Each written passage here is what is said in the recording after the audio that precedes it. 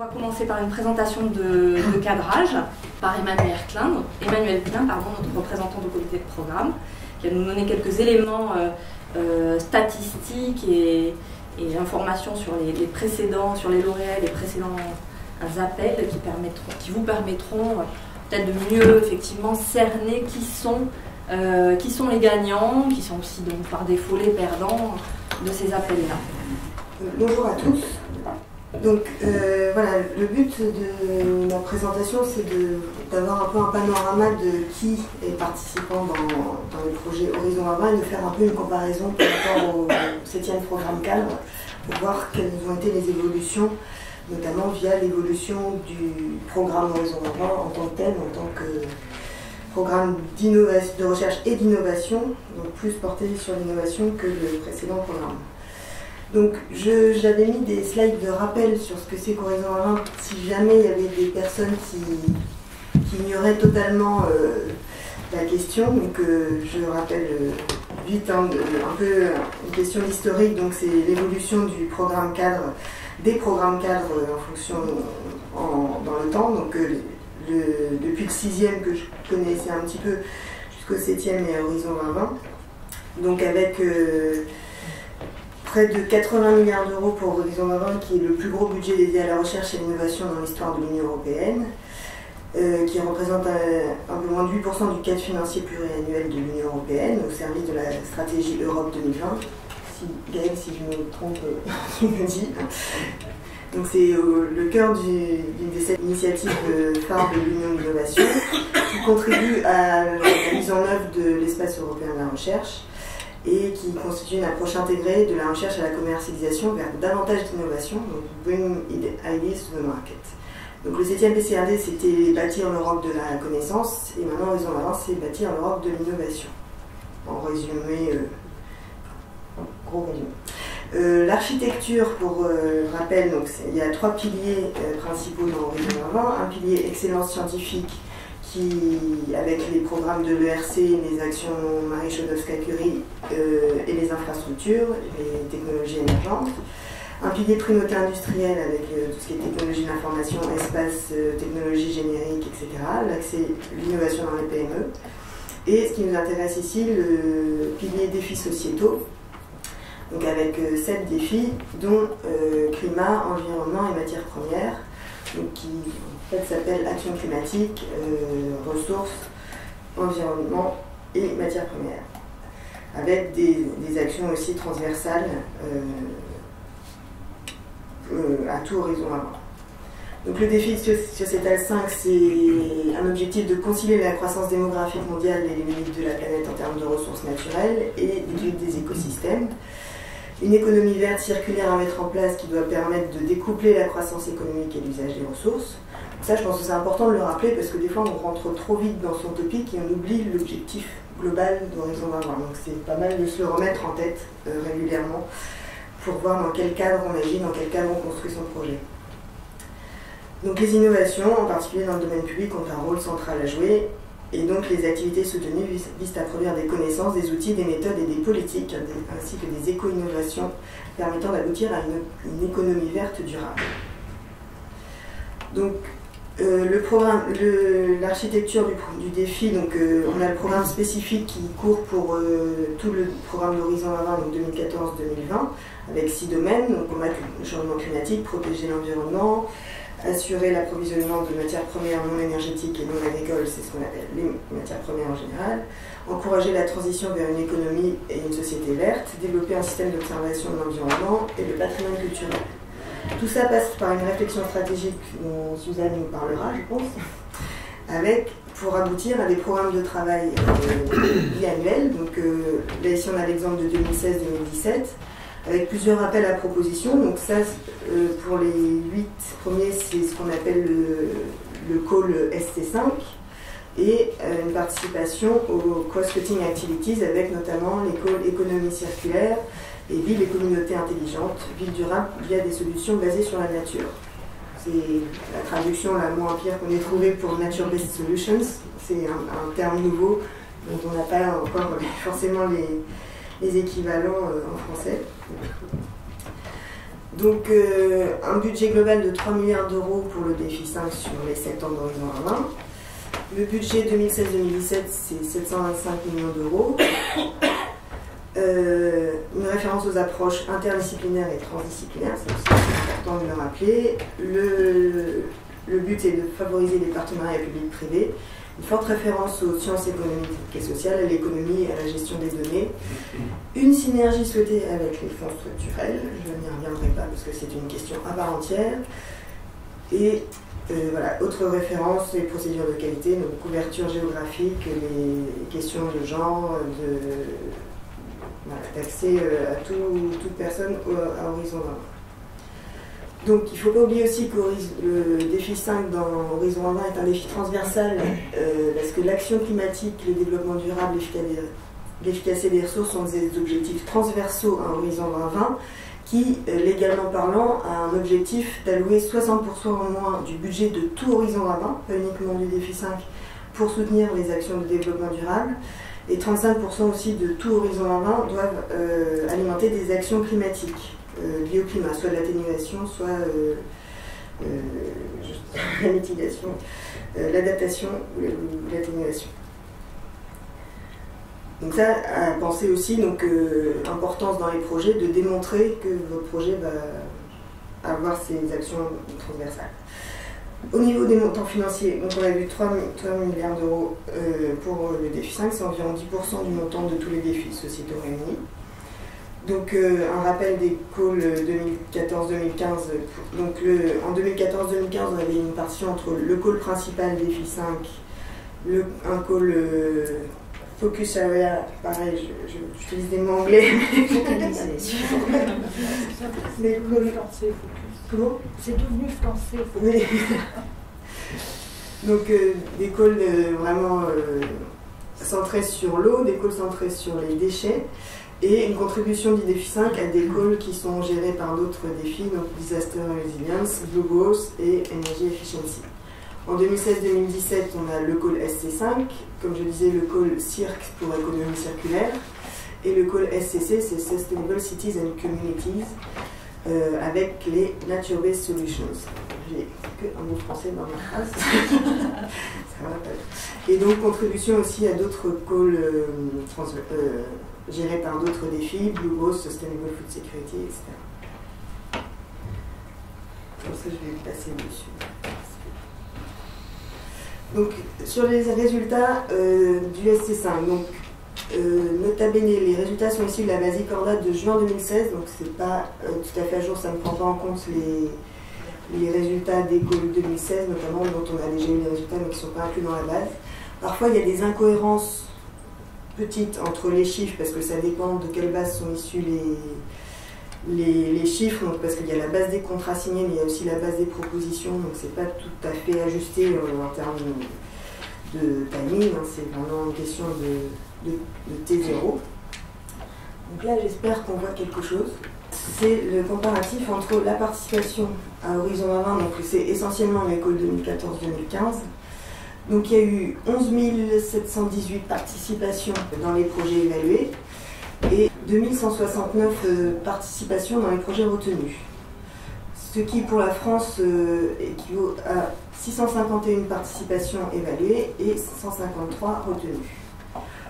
Idem pour les subventions, il y a eu en millions d'euros 8 579 millions d'euros demandés pour 679 obtenus, et pour la France 435 demandés pour 52 obtenus. Donc en termes de nombre de projets, il y a eu 3265 projets, 255 retenus, et en France, les équipes françaises ont participé à 378 projets, soit pour 79 retenus. Et en termes de coordination, on a eu 144 coordinations françaises déposées pour 16 retenues. Donc là, on a les taux de réussite. Donc, en termes de réussite générique, Horizon 2020 en participation, il y a 18,5% de réussite. C'est-à-dire on a 18,5% quand on participe à un projet de réussite. En France, c'est un peu plus élevé, 23,5%. En termes de montant retenu, donc 7,9% de taux de réussite pour Horizon 2020 et 12% pour les équipes françaises. Et en termes de projet, 7,8 pour les projets Horizon 2020 en général et 20,9 pour les équipes françaises. Donc là, on a les taux de réussite pour Horizon 2020 et on voit que les taux de réussite français sont à chaque fois plus élevés.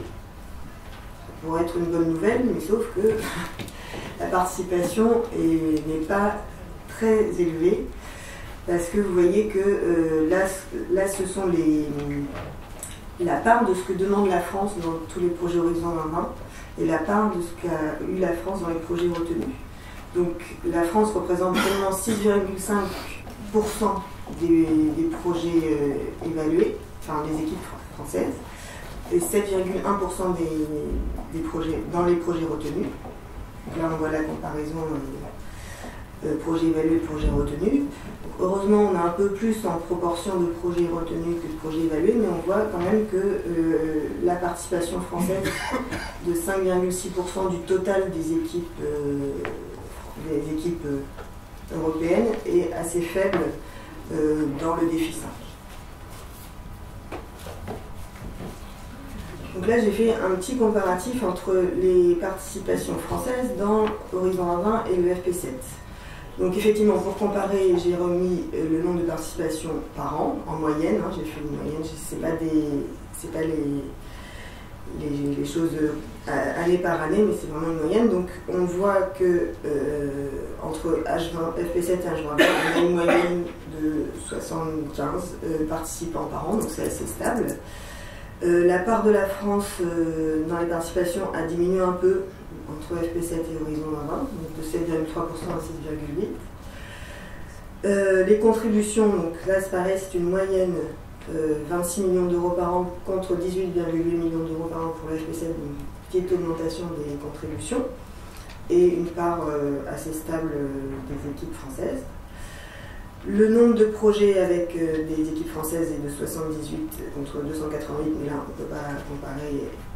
Et avec un montant moyen par projet pour les équipes françaises de 0,66 millions d'euros par an contre 0,45 millions d'euros par an pour le FP7. Donc on voit aussi une augmentation de la contribution moyenne pour les équipes françaises.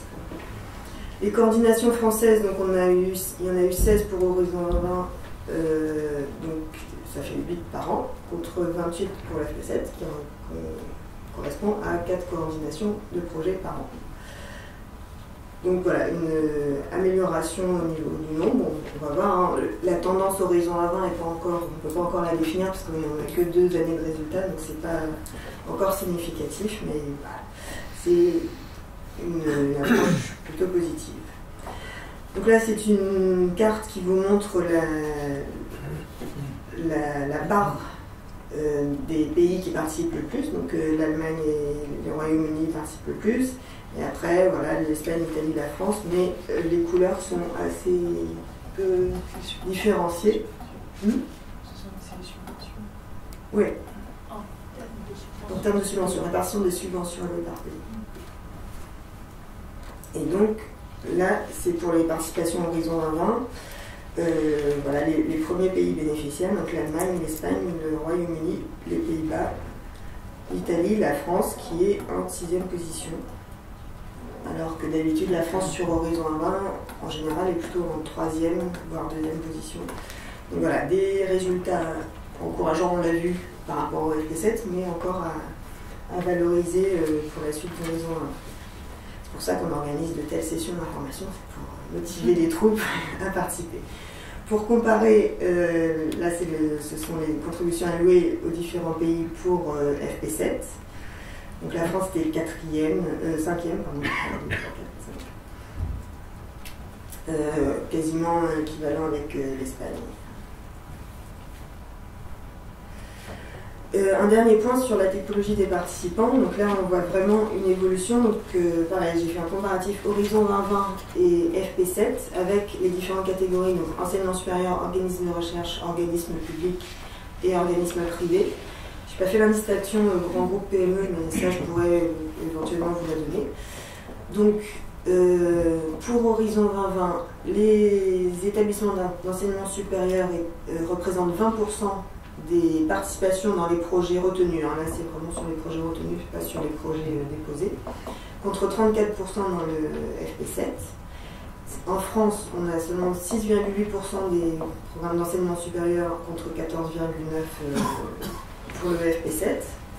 Sachant aussi qu'en France, on a le biais des UMR pour décompter la participation des enseignements d'enseignement supérieur. Donc il faut faire la distinction, il faut prendre ça avec toutes les limites des chiffres. Pour les organismes de recherche, la participation au niveau européen, c'est 25,7%. Contrairement au FP7, c'était 35,6%. Et pour la France, c'est un peu plus élevé compte tenu de notre système de recherche. Donc 33,8% de participation des organismes de recherche contre 48,8% pour le FP7. Ceci s'explique, je passe une ligne directement, par l'augmentation de la participation des organismes privés qui passe de 19,5% dans le FP7 à 33,7% dans Horizon 2020. Donc là, on voit vraiment une augmentation de la participation qui est requise par les textes des topics. Et donc, on voit vraiment une augmentation. Et en France, particulièrement, donc on est passé de 20,5% à 36,5% de participation des privés. Voilà les résultats vraiment marquants pour la répartition des types de participants. Alors, Émilie et Magali m'avaient demandé aussi de faire une analyse un peu plus qualitative, de voir la composition d'un consortium au sein d'un. Et là, j'ai répondu que je ne pouvais pas le faire, c'était vraiment, je montrais les éléments factuels, chiffrés, et que justement l'analyse qualitative allait se faire lors de la présentation des différents intervenants pour voir justement au sein d'un projet comment constituer un consortium pour avoir une évaluation optimale. Voilà, donc je vous laisse les liens utiles, le PCN Environnement avec beaucoup de membres sont présents aujourd'hui, le site Horizon 2020 pour le dispositif d'accompagnement et quelques liens utiles sur le portail du participant, la base Cordis, l'ADG Recherche et l'ADG Environnement. Et quelques liens utiles à consulter évidemment dans tout montage de projet, les guides sur Horizon 2020, les guides sur le montage d'une proposition, etc., etc. Tout est disponible sur horizon2020.gouv.fr. Merci. Merci beaucoup. On va prendre les questions tout de suite sur la présentation d'Emmanuel, qui était une présentation de cadrage, ce qui ne sera pas forcément le cas après pour la présentation des autres intervenants. Oui, bonjour, Guillaume Gréau, je travaille pour CMN et HydroQuest, donc on développe une solution d'hydrolienne fluviale et marine. Donc j'ai vu par rapport aux aides des subventions, mais est-ce que c'est que des subventions ou il y a subventions, avances remboursables, un petit peu comme pour les projets français de l'ADEME? Alors là, c'est les projets Horizon 2020, donc les projets qu'on appelle RIA, Research and Innovation Actions, CSA, ERANET et instruments PME. C'est essentiellement des subventions dans Horizon 2020. Après, il y a d'autres instruments qui sont plus dans le pilier 2, qui sont des instruments plus financiers, d'avance sur presse, tout ça, mais là, c'est essentiellement des subventions. Est-ce que je peux peut-être préciser? Oui, bien sûr. C'est effectivement sur la base de subventions, mais à partir du moment où votre projet commence, vous recevez ce qu'on appelle un préfinancement. Donc dès le début de votre projet, vous avez un montant substantiel d'argent qui vous est versé et qui vous permet en fait de commencer les activités au sein de votre projet. Et deuxième question, au niveau des taux d'aide, est-ce qu'il y a une règle? Est-ce que c'est 40% du montant, 20%, 60%? Oui, il y a des règles. Donc en général, c'est 100% du montant du projet, sauf pour les entreprises privées, pour les actions d'innovation, où c'est 70% du coût total engagé pour le projet. En termes de budget global FP7 H2020, vous avez donné les chiffres, mais globalement, ça fait une différence de combien? J'ai peut-être pas bien vu. Oui, globalement, ou par an. Parce que, honnêtement, le profil et la philosophie a beaucoup changé entre FP7 et H2020. Et c'est vraiment les sommes mises en jeu également qui contribuer à ça, c'est-à-dire encourager les entreprises à postuler, alors qu'avant on avait une approche plus entrée académique. Tu m'aideras. Donc FP7, c'est, comme on voit ici, c'était 50 milliards d'euros et Horizon 1, c'est 80 milliards d'euros. Donc il y a une augmentation substantielle, sachant aussi que Horizon 1, c'est la fusion de FP7 du programme Innovation et Compétitivité et de l'EIT. Donc pour voir aussi, l'augmentation n'est pas aussi significative que ça, c'est vraiment une restructuration des programmes pour la recherche et l'innovation. Du coup, la question de départ, c'était... C'était ça, mais également, il y a des conséquences sur les sommes par projet qui sont nettement plus élevées dans le H2020. Oui, effectivement. Hein, les conséquences sont quand même des sommes par projet qui sont... Oui, j'aurais pu faire une moyenne des sommes allouées par projet pour faire une comparaison s'il y a vraiment une augmentation substantielle. Il me semble, mais intuitivement. Non, j'abonde dans votre sens, effectivement. Après, je n'ai pas les données chiffrées exactes, mais il est clair que par projet, les montants alloués sont relativement conséquents. Et ce qu'on voit aussi, c'est que les consortiums sont de plus en plus grands, parce que justement, les projets sont censés être de plus en plus multi-interdisciplinaires, inclure les utilisateurs finaux. Donc c'est vrai qu'on a besoin au sein des consortiums que soient représentées en fait ces différentes compétences. Et c'est vrai que dans nos portefeuilles maintenant, on a assez souvent des projets qui font 10 millions, 15 millions d'euros. Moi j'avais une question, sans entrer effectivement dans une typologie fine des nouveaux acteurs. Il y a une catégorie autre que tu as fait apparaître sur tes diapos. J'aurais aimé savoir effectivement si tu peux donner une idée de quels sont ces nouveaux acteurs qui apparaissent sur les projets européens, qui étaient bien moins présents, voire inexistants sur les projets du FP7. On sait qu'il y en a.